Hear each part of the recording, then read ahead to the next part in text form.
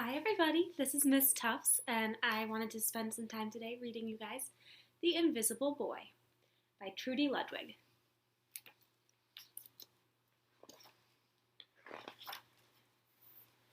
Can you see Brian, the invisible boy? Even Mrs. Carlotti has trouble noticing him in her classroom. She's too busy dealing with Nathan and Sophie. Nathan has problems with what Mrs. Carlotti calls volume control. He uses his outside voice inside too much. Sophie whines and complains when she doesn't get her way. Nathan and Sophie take up a lot of space. Brian doesn't. When the bell rings for recess, Micah and JT take turns choosing kids for their kickball teams. The best players get picked first. Then the best friends of the best players. Then the friends of the best friends. Only Brian is left, still waiting and hoping. JT glances in Brian's direction and just as quickly looks away. We've got enough players for each team, he tells the others. Let's play ball!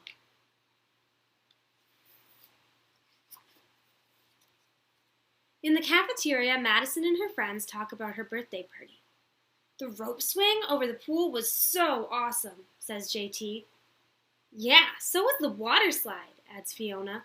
That was the best pool party ever. I'm so glad you guys had fun, says Madison. Everybody did, except Brian. He wasn't invited.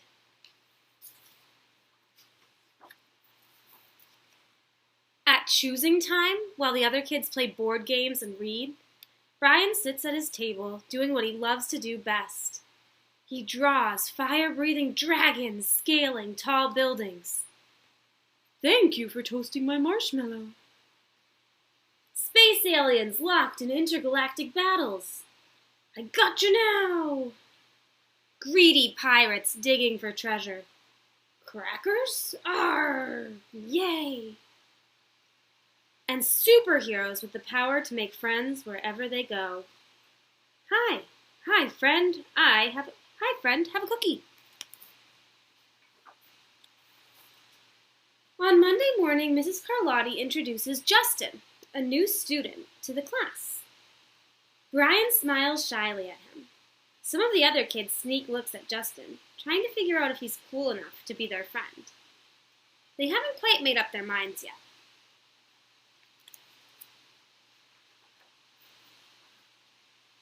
At lunch, Madison and JT watch Justin eat with chopsticks.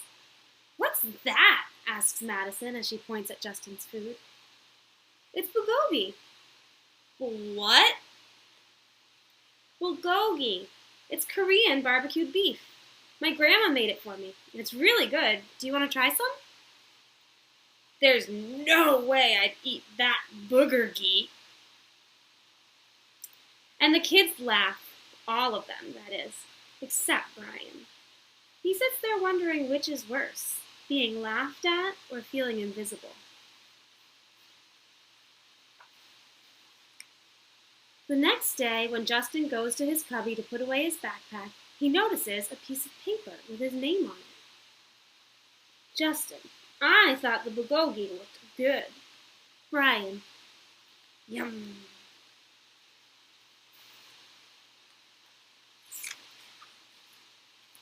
At morning recess, Brian finds a piece of chalk on the ground and starts drawing away.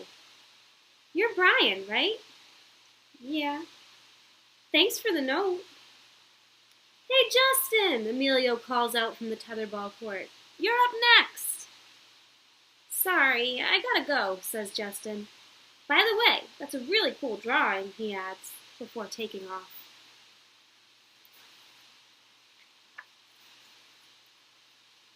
Back in class, Mrs. Carlotti asks the kids to team up in twos or threes for a special project. The kids scurry around the room to pair off. Brian heads towards Justin. I'm already with Justin, says Emilio. Find someone else. Brian looks at the floor, wishing he could draw a hole right there to swallow him up. Mrs. Carlotti said we can have up to 3 people in our group. We're only 2. Come on, Emilio, let him work with us. Okay, I guess. Mrs. Carlotti gives the class directions for the project. Your assignment is to work together to write a story about what you see in that photograph. Use your imagination and have fun. Wow, cool, says Emilio. What kind of people do you think would live in houses like that? I don't know, but I bet Brian could draw them to go with our story, says Justin. Brian smiles as he takes out his lucky pen.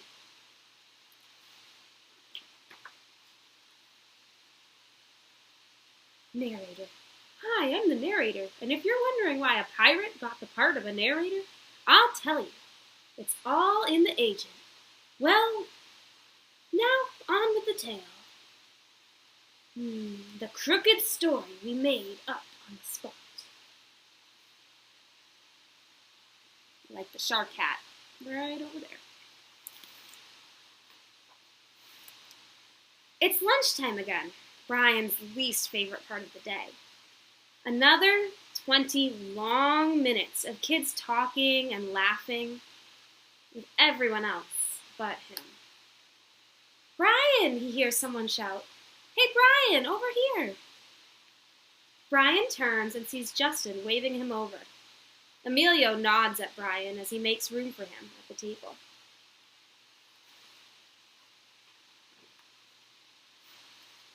Cookie? Thanks. Maybe, just maybe, Brian's not so invisible after all.